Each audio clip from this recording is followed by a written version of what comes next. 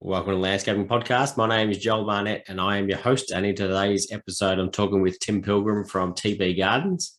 So Tim's a landscape designer and gardener from Central Victoria, and he designs and creates some stunning gardens. He describes his gardens as naturalistic gardens for a modern Australian context. And if you're unsure what that looks like, you'll have a scroll through his Instagram page and you'll see what his style is. It's a well set up Instagram page and some beautiful gardens on there.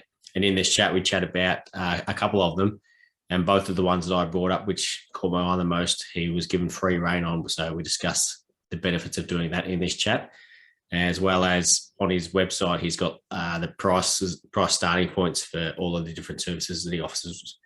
And I think that's such an awesome thing to have on there. And I'll be doing that when I update my website. So it just cuts out a lot of time wasting for clients and for yourself, so that everyone knows where they're starting off on. So it was the first time I've spoken to Tim, and he's such a great fella, as you'll see in this chat. So hopefully you enjoy this chat with Tim Pilgrim. Tim, thank you very much for joining us on the Landscaping Podcast. My first question for you is, how did you start in the industry? I started in the industry because I was no good at school, basically. I didn't want to be there. I was in year 11 in Bendigo, where I grew up, and I just thought it was better to be, skating in the park than kind of going to class. And I kind of had to do something. It was kind of get a job or do some more study. So I went and studied a Cert 4 in horticulture in Bendigo when I was 18. Right. Did you have to do that? Like, did your parents say you can leave school if you're doing something? Yeah, they said, I don't care what you do, get a job or go back to school, one or the other.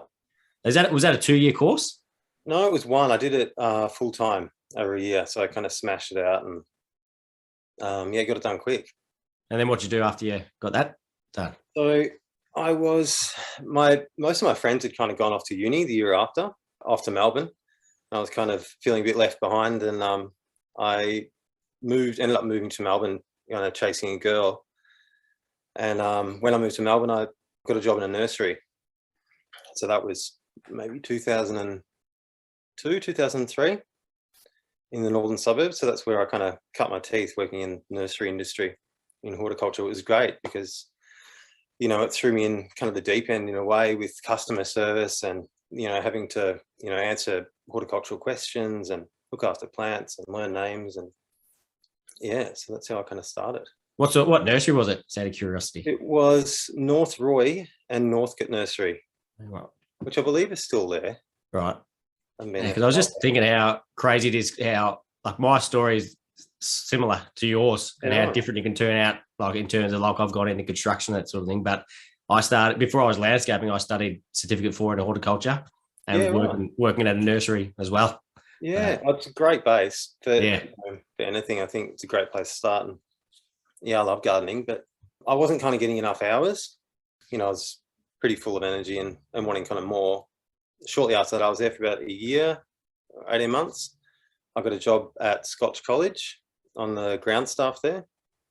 I was doing a little bit of gardening, but I kind of got thrown into the sports turf world, which was really fun. It was about 12 people on the ground staff there. So I was doing making cricket wickets and, on the big cylinder mowers and loving that. So I did that for a while. So kind of, went from gardens to turf and from lots of plants to just kind of one plant, basically.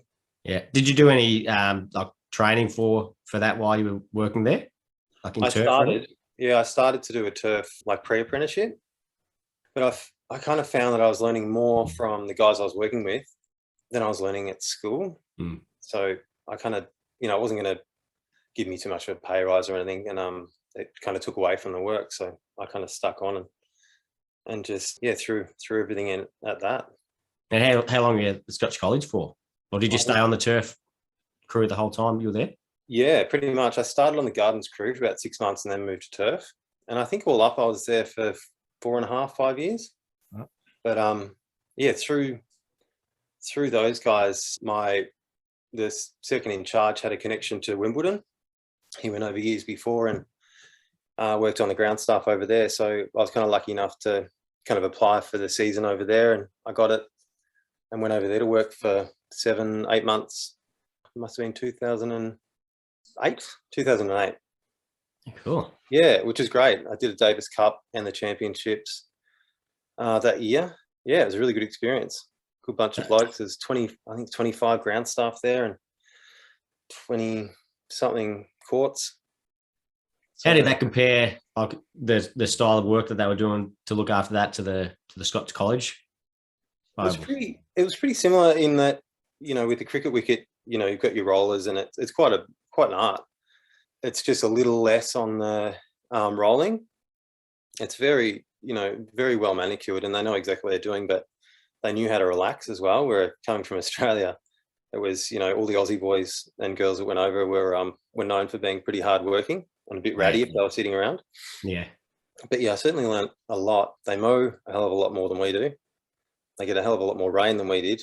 So that was, interesting kind of work around. But yeah, no, I learned a lot there. It was just kind of good working overseas as well when you're young. I think I was 25 at the time.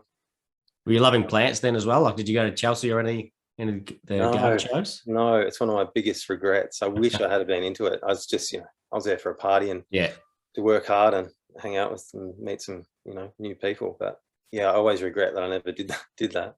Yeah. I went back.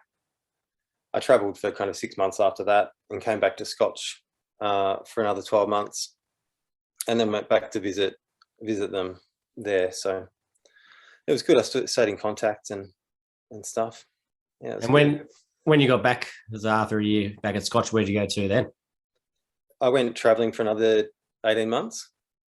I just kind of threw in work altogether. Yep. Yeah, I travelled around kind of Southeast Asia and went through Europe and lived in South America for a while. And then I came back in this time about 11 years ago with $50 in my pocket and no idea of what I was going to do. But I had that kind of urge to get back into gardens again. And so a good friend of mine who I grew up with in Bendigo was the head gardener at the Garden of St Earth in Blackwood. So part of the Diggers Club, one of the Diggers Club gardens. Right. So yeah, he said, "I've got a job for you if you like working with me." And I just got thrown in the deep end and learned a heap. And that was kind of plants and food gardening and ornamental gardening. Kind of became obsessed with it. Yeah, cool. Yeah. Was there any turf there you were looking after as well? Well, I don't have any. It was a bit. There was some ornamental stuff. I got to stripe some patterns on, get my fix that way. Yeah. But like nothing too crazy. Just ornamental lawns. Do you still have that passion for turf now? Not so much. I love mowing, but I can't kind of afford to do too much of it nowadays. But yeah, look, I really respect it. If the footy's on and I'm like, you can see the nice straight lines and you really appreciate that. And it was fun, I loved it. But I love this more. I love plants and design more. Yeah. So then how long were you working with that crew for? I was there, I think, for about 4 years. So I was lucky. I got to work at St Earth. I was there full time. And I went up to Heronswood occasionally as well, in the Mornington Peninsula. So I got to see kind of two different climates and see what they were doing there in sandy soil, with no frost, and got thrown back into the Wombat Forest where it's kind of damp and wet most of the year. So that was good. But I just kept getting kind of asked if I'd, like to do some more, cash work or, work on the weekends or work before work. And I ended up dropping down to 4 days so that I could fit in some other work under my ABN. And then it got to a point where there was enough demand that I kind of jumped in the deep end, started kind of maintaining gardens. Cool. So was there much installation, or was it mainly maintenance that you started off doing? It was maintenance really, but I was lucky. I got given a lot of creative control with some of the gardens I was working at. So people recognized that I knew plants and was pretty keen. So they gave me that, said, just make it pretty, basically. There was a lot of design on the fly, I suppose.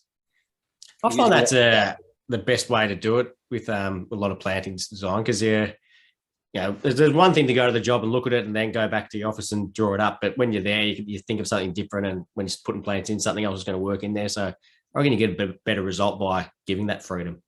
Yeah, and you often kind of grab some inspiration from being in the space, and you can see trees and plants in yards and over the road and in the borrowed landscape, and kind of, you get inspiration that way. So I feel like it kind of flows a bit better sometimes that way.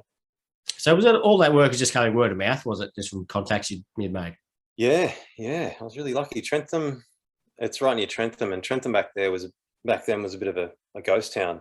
It was kind of spot the young people, whereas now it's it's a thriving kind of town. It's unrecognisable from when I moved there, but as a result, there's a bit more money kind of moving in, and retirees and people who are moving there for a lifestyle change, but also passionate about gardens. It kind of lends itself to that. It's a very English climate, high rainfall, cool summers, wet winters.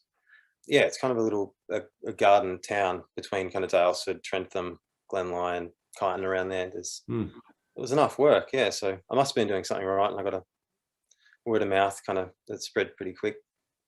And so when did you start designing gardens? No. It was another thing. Somebody went, could you make me a garden? It was just kind of something that happened. Somebody asked once, and I went, oh, sure, I'm sure I can.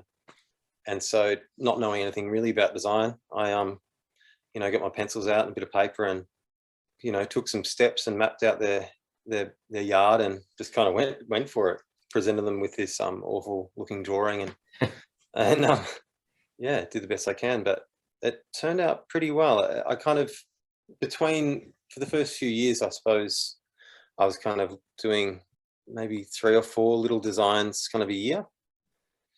And then, it's been kind of a slow build until, I suppose, only 2 or 3 months ago that I kind of took the leap and just became kind of full-time. All right. Design. Yeah. Because I first got introduced to you by Ashley James from Ashley James Gardens, and I'm looking at your website and your page. It seems like you're a lot more established than that.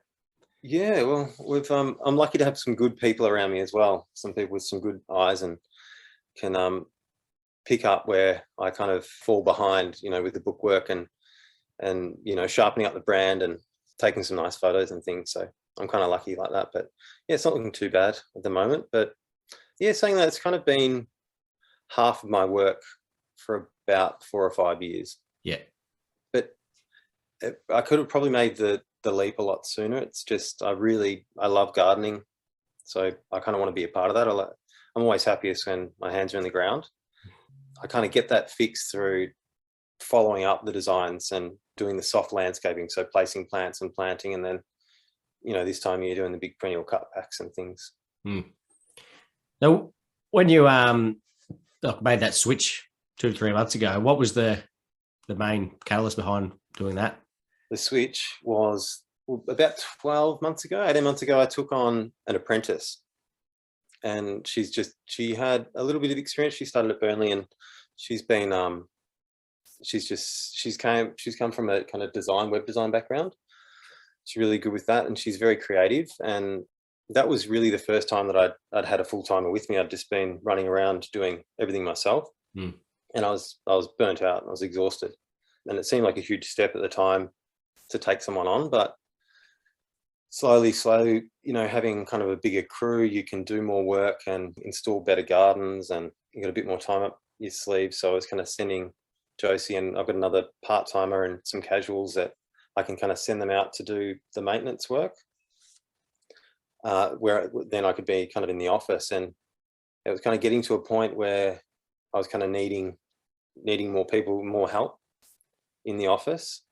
And yeah, to be honest, it wasn't kind of, I had lots of great old clients and lots of great new clients, and the wages hadn't gone up, the pay hadn't gone up too much over the years, and I was kind of turning good paying creative design work away to be loyal to my maintenance customers. So it was a tough call, but financially it was an easy one. Yeah.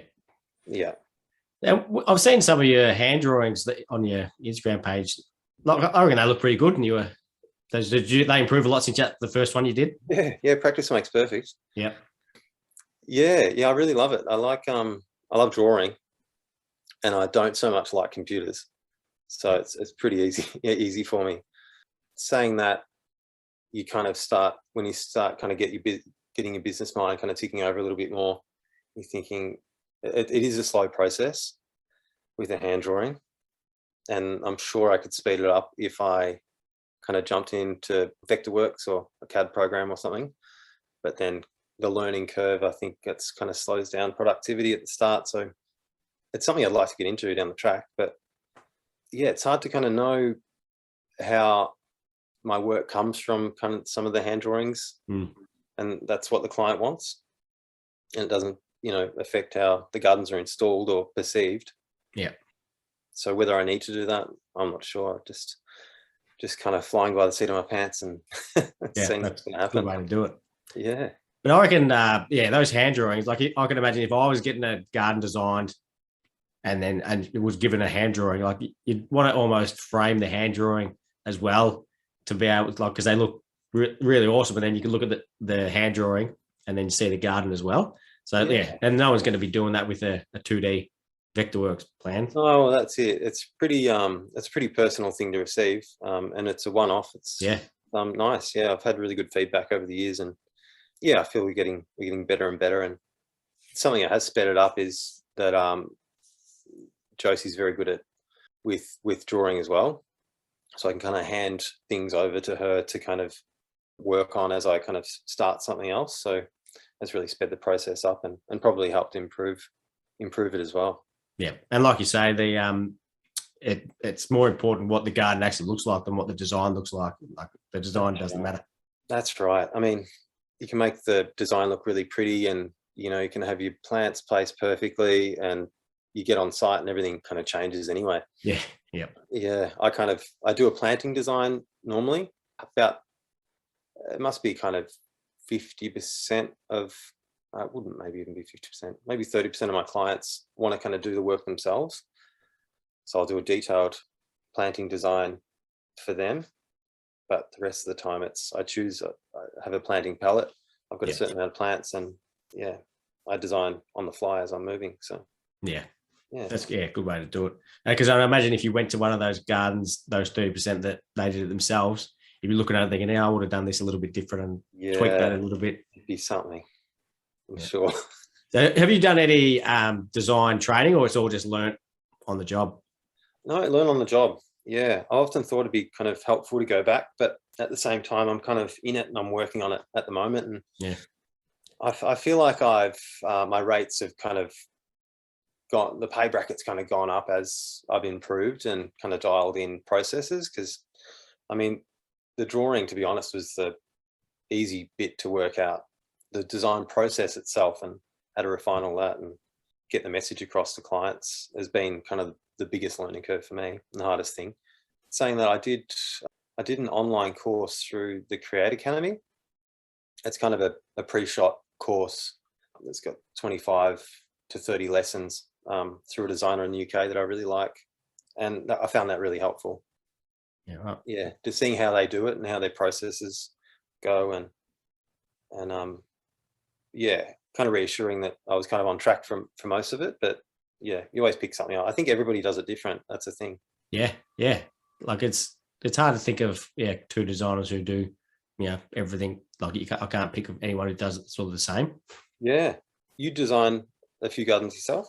Yeah, starting to do more and more. The older I get, the more I realise I need to be doing less on site. Yeah. And I also love doing it as well, but I had to put the prices up to be able to get the clients who have got the money to spend, so that I can do designs that are good designs. Because you can't make a silk purse from a sow's ear. So you need to have something to work with to make a bit of magic. And I've been lucky to work for a lot of amazing designers, and so just pick up 5% off each job, and then that. Oh, for sure, because you've been in the construction game for a long time, so installing. Yeah, right. You'd learn a lot. Yeah, I've spoken to a few people who do design and construction, and they don't like doing anyone else's design. But I love it because you learn so much more doing it that way. And we just did a job that Ben Scott designed, and it's got the pull fence in there with timber battens and copper rail. Oh, I love that. Yeah, it looks awesome, and it suits your style of gardens as well. It's really natural, and the copper ages. And I wouldn't have come up with that idea myself. So yeah, it's good to work with different people.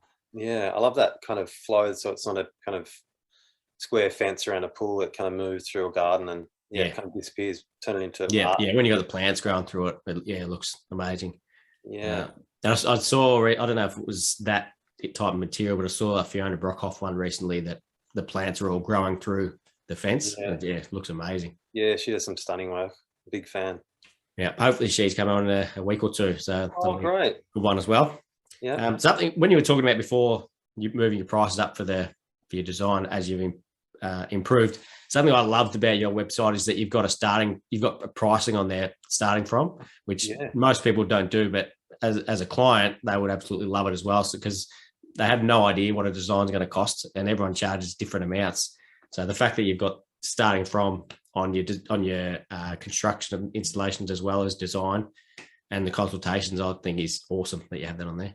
Yeah, thanks, mate. Yeah, that was a tough one because I noticed that there wasn't any pricing because I was always, wondering if I'm charging the right amount. I didn't want to undercut the industry. Yeah. I also don't want to overcharge. You're just trying to sit somewhere in the middle and look at other designers that are kind of in the same wheelhouse and with the same amount of experience as yourself. But yeah, look, there was through Instagram, Ash James that we were talking about before. I've got to thank him for that. Actually, he told me he was doing that, and I saw that he had a new website. I said, I was talking to him recently and said, oh, that's a pretty good idea. I might do the same. And speaking to other designers as well, and just kind of starting an open conversation about, what do you charge? Because it's really hard to find that information out. Yeah, a lot of people treat it as a big secret. Yeah, that's right. But I hate the idea of undercutting the industry, and it was getting to a point where I kind of was charging so little that I had jobs knocked back because they said, I was competing for a job, and they said, oh, to be honest, I just can't work out why you're so much cheaper. You're offering the same thing, and that kind of sparked some. I better kind of find out a bit about this. And I reckon a lot of designers who are charging a lower amount aren't deliberately undercutting to get jobs. They just don't realize their value in what they're producing. Yeah, or don't time track like how long a design takes, and which is something we've started doing, which has been really helpful. And it's kind of like, oh yeah, well, my hourly rate isn't actually that good sometimes when you're kind of spending, all this time on something, and all this energy. So you just want to be paid correctly for your work and your time, and that's been pretty helpful. And putting the price on the website just takes a lot of the guesswork for clients out. They know the base rate, and then you can quote accordingly. Sometimes it's less. Yeah. Yes, sometimes it's more. It just depends. Not two gardens are ever the same. So because if you're putting a from rate on there, you don't want to go too low with that. Like you don't want to go what the actually cheapest has ever been is, because then people are going to expect that. That's where it starts. Yeah. But the one I struggle with was because I do a lot of soft landscaping, because traditionally I've been the one kind of doing all of the work. I'll be out there with, building stone walls and learning as I go how to do all the rest of it. And my designs are pretty plant heavy and less construction. Plants are costly, but I think some of the high end stuff that you guys do well in the construction, landscape construction is really good, but also quite costly. And I'm finding that base rates, like people are wanting on their websites, they won't look at jobs that are less than 50 or 100 or that seems like crazy money to me. Yeah, it is. Yeah. I remember when I started, which is what are we in now? I don't know, it's probably about 18 years ago or so. But I remember thinking there's clients paying 10 grand for the landscaping. I said, I can't believe they're spending this much money. Yeah, that's right. It's not even that long ago, really. Like a deposit on a house. Yeah. Have you got any designers who you've taken a lot of inspiration from, like who you love? Yeah, I take a lot of inspiration from a lot of the English and the European designers. So I love the work of Pete Udolph, and Ginny Blom's another one. She's got a really nice loose romantic style. I love Dan Pearson. He's like the king of, in my eyes, naturalistic planting. Is just a magician. Yeah, there's lots. Tom Stewart Smith I really like. I was lucky enough to work for Paul Bangay at Stonefields for a while. I really like his work. I like that kind of, it's very different to mine, but I love how kind of bold he is with, straight lines and perfectly clipped hedges, and the contrast between, a loose perennial planting and those big spheres and hedges. That's great. I love the work of Fiona Brockhoff, because she's doing a heap of amazing things with natives and, seascape stuff. And Peter Shaw is another one who I've been getting into recently. He's been really good. I think you interviewed him, didn't you? Yep. Yeah, it was a popular one as well. I think that was episode 30. Yeah. Yeah, I literally yesterday or the day before, I bought both of their books, Fiona's and Peter's ones. So I haven't had a look through them yet, but they actually look like awesome books as well. Yeah. I bought Peter's recently. I haven't bought. Oh, Fiona's got a new one, hasn't she? It's only just come out. Yeah, a week or so ago. Yeah. Yeah. No. Anyone who's doing something kind of a little bit different, and there's heaps out there. I'm sure there's heaps and heaps I haven't discovered yet. But yeah, Dale Vine's got a book out too. His was a good one. I know Dale Vine. Not quite the same style though, but different. Yeah, right. I don't know Dale Vine. Now, when you were working at Stonefields, did you work on the bent grass there? Because I've been there, had a tour, and that grass was phenomenal. Yeah, no, I didn't. No, I was in the veggie garden. All right. Yeah, I was working on the food stuff. I did a lot of food garden work for a long time. A lot of small scale farming, basically. Oh, yeah. Yeah, so I would establish and build, food gardens for people on a small scale, or restaurant gardens. All right. So yeah, that was kind of that time in my life that I was kind of doing that, and he saw my work at another restaurateur's garden and asked if I could come and help out. Oh, cool. Yeah, so how long were you working there for? I was there for about 18 months. Oh. Yeah, it wasn't full time. It was maybe, I think it was a day a fortnight. Yeah, it was great. The guys there who run the garden are phenomenal. They're such hard workers and really great at what they do, and learn a heap from them and Paul, and got to walk around Stonefields with no one else there, which was pretty amazing. Yeah, it's such a great place. I went, myself and my apprentice, we had a tour there. It was just the two of us and one other. There was a couple there, and Paul and Tim, his gardener. Yeah. And I was just chatting to Tim the whole time, and it was there was a wealth of knowledge that was awesome. Yeah, he's a gun. He's just I don't know how he did. He did it all by himself for a long time. Yeah, he was doing it by himself when we were there. Yeah, I think there's one or two more now. Yeah, as it's kind of growing. So what's your garden at home like? Do you look after, or is it like a? Yeah. It's up until about 12 months ago, we had a small scale farming operation during COVID. Yeah, so we're growing veg for a CSA model. So we had about a quarter acre under market garden. All right. Which was a lot of work, but that's kind of, we had to kind of throw that in. It was essentially running two businesses, both of which were struggling. So it was kind of, that was the one that had to kind of go, but I really enjoyed that. But yeah, it's only been kind of the last maybe 6-9 months ago. I think it was October they built a garden at the front of the house. It's been a big renovation process. So I've had to put off the garden until now. But I had a day with a machine and another person on a wheelbarrow, and we kind of threw this garden together pretty quick because the weather was warming up, and I had a hothouse full of propagated plants that I really wanted to hang on to. So it was very free form design on the fly, but it's come up okay. I think this year's been okay. Hopefully next year's better. We'll get it all established over winter and move it around, and hopefully I can start taking some photos of that, putting it on Insta. Have you got any rare plants in there? I've got just lots of plants that I've collected over the years from different nurseries, and different people have given me that I kind of keep moving around and don't want to lose. Nothing too special. I mean, I'm a sucker. I go to antique perennials, or even something I just haven't grown, I just want to have a go at. So it's very much a kind of collector's experimental garden. I've kind of got some themes running through it, but yeah, it's a playground really. But I've got, I don't know if you knew the old nurseryman Dennis Norgate. No. He was over near my way. He was in the nurseryman in the industry in the Central Highlands of Vic for maybe 70 years. And as his nursery was shutting down, he gave me a heap of plants that he grew on over the years that I've still got quite a lot of. I kind of move around and propagate. Yeah, lots of different things. I'm a bit obsessed with grasses, so I've got lots of different grasses I'm playing with, and yeah, herbaceous perennials and things. Yeah, on your Instagram, like it says that you do natural. I think it's a natural Australian style. Is that?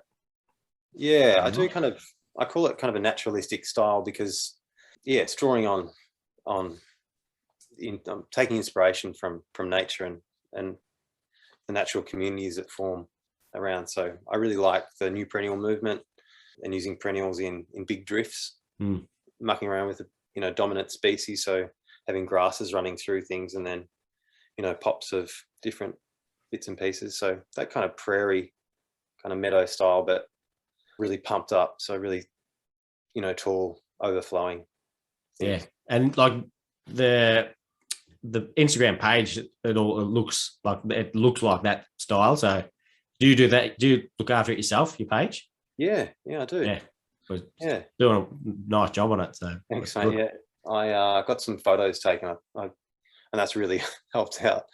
I thought the iPhone was really good until I saw the photos that I got back from the photographer, and okay, yeah, that's helped a lot. I mean, some of them you have to because you want to show, you're on the tools and you just kind of got to, take some shots as you go. But yeah, it's good. I try and keep it up. I find it helps. For years there, I'd kind of post a couple of times and then, forget about it. And then you found that when you were consistent with it, that more work came. Yep. And 95% of my work comes through Instagram. So yeah, right. Good to look after that. Yeah, there's a project Reese did in. Yeah, I've never heard of the town. It's in Yandoit. I don't know if I'm pronouncing that correct, but that looks amazing. That one. Oh, thanks. Yeah, that's one of my my older designs. It's probably 7 years old. All right. That one, and they've been just amazing clients. They were the kind that just said, build me a garden and just let me have at it. So I often find that's the best results. You get the best results when a client just gives you trust and doesn't interfere too much. Yep. You don't have to compromise. You take a brief from the client and inspiration to the landscape and what you think is going to work best. And yeah, they always turn out the best. So yeah, that one's been really good. And they're real doers, so they look after it really well. That makes a massive difference. Like I often say, maintenance is the most underrated part about landscaping. It is, yeah, it's massive because it's only as good, it's only as good as the gardener who's looking after it. Yeah, it's why I kind of like to follow it up, and I've started building in maintenance plans, and that's kind of one of the questions at the consultation phase with my clients is, how are you going to look after this? What are you willing to do yourself, and how much are you willing to spend on a good gardener, basically? Yeah, that's a good question to have in there because there's no point going along and building a high maintenance garden if they're not going to look after it. No, that's it. Yeah, especially if people who come to me are normally they're coming to me because they like plants, and so if I know that everyone wants a low maintenance garden, so I can work in a maintenance plan for them and kind of take that in consideration, leave all the herbaceous perennials in one spot and all the topiary in one, and come up with a maintenance plan. But yeah, I almost find that's kind of a mandatory thing to put in there because if you let it go one season, you're kind of stuffed. Yep. And do you have to knock back any clients if they're, or that most of them have sort of got a fair idea what you're after, so their style that they want is what you're doing anyway? Yeah, well, that's where I found Instagram so great because it's such a visual platform, and that's what we do is visual. So you kind of, if they're coming to you, you've taken out that hard work. You don't really have to sell it to them. I kind of like it when a client comes to me that they've seen my work, but they want something slightly different. It's kind of a nice challenge. Yeah, like doing a more contemporary style garden or really paring it back. I tend to overstuff and get a bit excited with a massive plant selection. But when people just want a really simple cut back, pared back palette, yeah, I like to have a go at anything. But yeah, most of the time I find they've come to me because they've seen my work. Yep. One of your projects features in the House and Garden magazine that recent one out. Which one was that?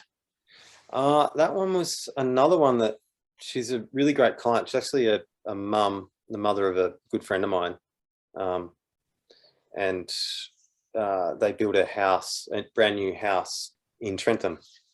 And she was another client that she just said, I like what you do what you think is going to work, and kind of left me to my own devices. So yeah, it just come up really well. I was lucky. I think we built it on the first COVID year, so it's 2020.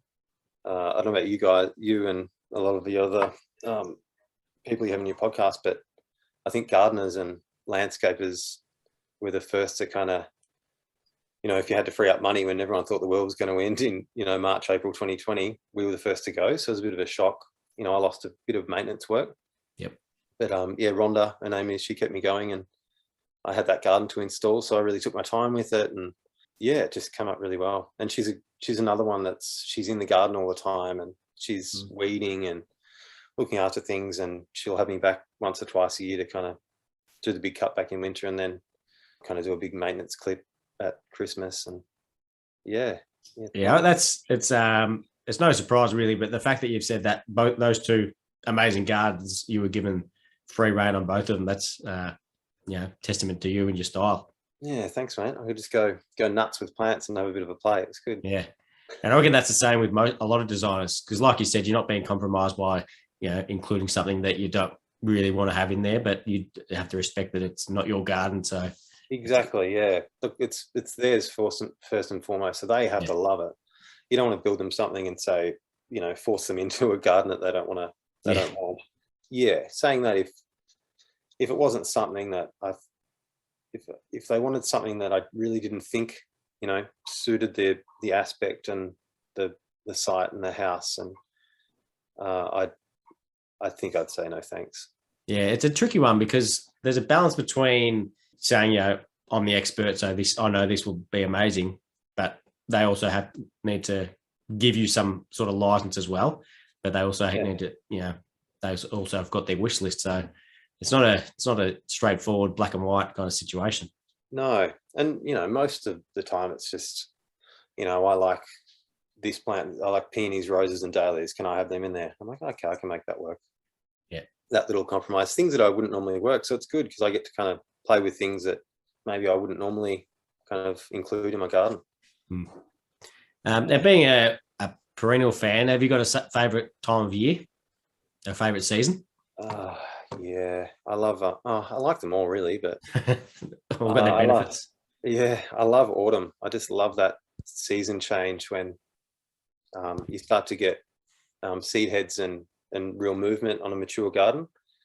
I like when a garden becomes elemental. You can see the wind and you can see the frosts that sit on the seed heads, and I think I love that. And the color, I like the light in autumn as well, and the washed out tones. And I think that kind of those perennial styles and plants can really work in the Australian context. That the colors kind of marry beautifully. So and that's not to say that I don't use native plants, because I do. It just I'm always kind of replacing things with natives if I can, if I think it's going to work, because I try and build my gardens without irrigation as well. So if something's going to replace a Buxus cloud or Teucrium cloud, I'll put it in. Or if it's got a really nice seed head and I know it performs well, and I'll use that. Yep. Yeah, I reckon a lot of people will get too caught up on whether something's native or not. You're better off just using something that's going to work in the spot, because there's similar climates to Australia, so their plants work just as well as what ours do. Yeah, exactly. Well, that's right. They, I think we're one of the only countries who have that kind of native, non-native kind of, they use a lot of native plants in England and a lot of native plants everywhere else, but that's so exotic to us.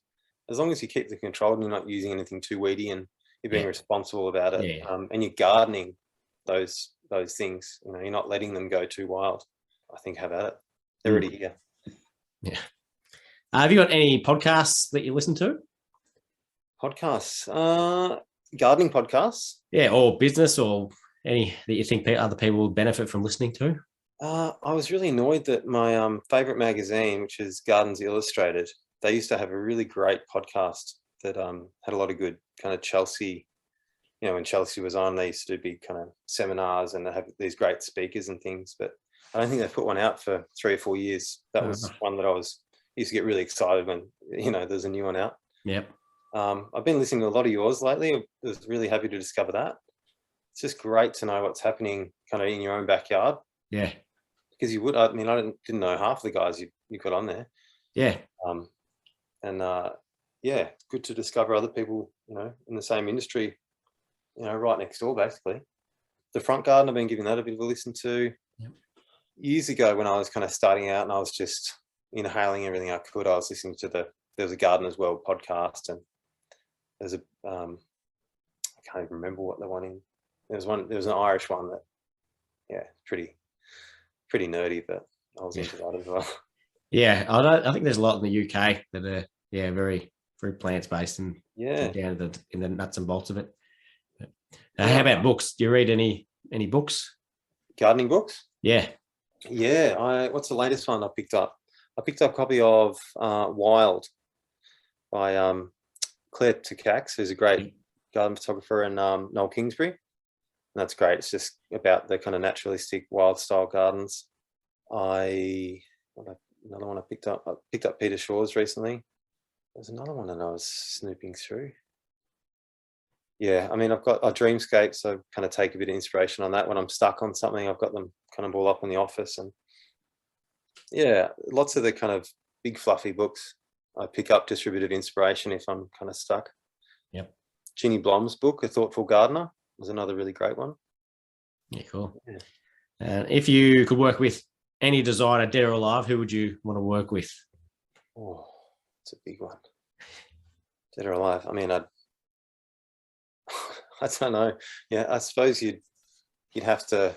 I don't know if I'd be good enough to work with some of the guys that I kind of look up to, but yeah, I mean, I really like Dan Pearson. He's, I'm a big fan of his. I take a lot of inspiration from his work. So yeah, I probably wouldn't be doing too much work with him. I got a chance to work with him. Be asking too many questions. I'd be asking too many questions. Yeah. Yeah. And last question for you is, what is your favorite plant? Favorite plant? Whatever I'm looking at the moment. What did I take? I'm trying to think. Every time I cut back gardens, it's a good opportunity to, take root cuttings, fill up the buckets and take them home and propagate. Yesterday I got a Eupatorium, which is they call it Joe Pye weed. It's a really tall, blousy thing. It must be kind of 2.5 meters tall. It's got a big umbella head and it goes black as soon as the frost hits it. Oh. Yeah, so I've been liking those. I love asters. I can't get enough of asters. I love the seed heads.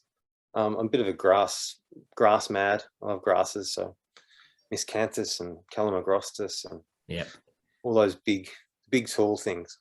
Yeah, I saw one of your recent Instagram posts was a before and after of cutting back a lot of perennials, and it looked amazing before you cut it back.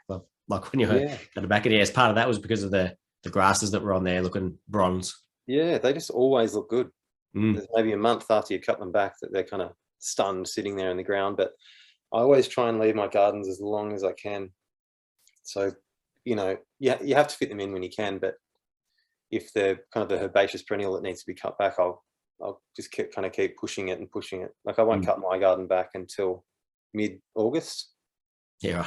So they've got this really short kind of restful time between. Might be a month and then everything's kind of moving again. All right, Tim, thank you so much for taking the time to come on today. I've said it a few times, but I love having plant people on there, and absolutely love having you on. So thank you very much. Yeah, thanks, Joel. No, I love what you do, and keep up the good work.